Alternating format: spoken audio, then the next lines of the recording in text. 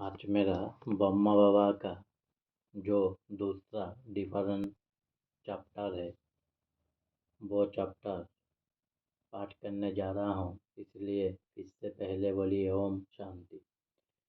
बैतूल अमृत महोत्सव कार्यक्रम का दीप प्रज्वलित कर उद्घाटन करते हुए डॉक्टर राजेंद्र देशमुख नगर पालिका अध्यक्ष बैतूल राजयोगिनी ब्रह्मा कुमारी चक्रधारी बहन रशिया बीके अवधेश क्षेत्रीय निर्देशिका Bhopal zone BK Prabha Mount Abu doctor Sudhir Thakur हृदय रोग विशेषज्ञ BK Hardeep Singh Ludhiana BK Manju Betal BK Nirmala Reebha BK Panchshila Sehore BK Meenakshi Narsinghgarh BK Pratibha Shajapur BK Shilja Sachatpur BK Rekha Morena BK Malti एवं बीके नंदकुमार।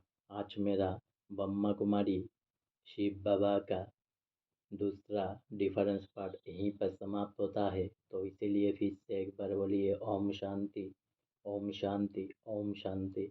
ज़्यादा से ज़्यादा सब्सक्राइब करिए मेरे चैनल को और ज़्यादा से ज़्यादा लाइक करिए। ओम शांति।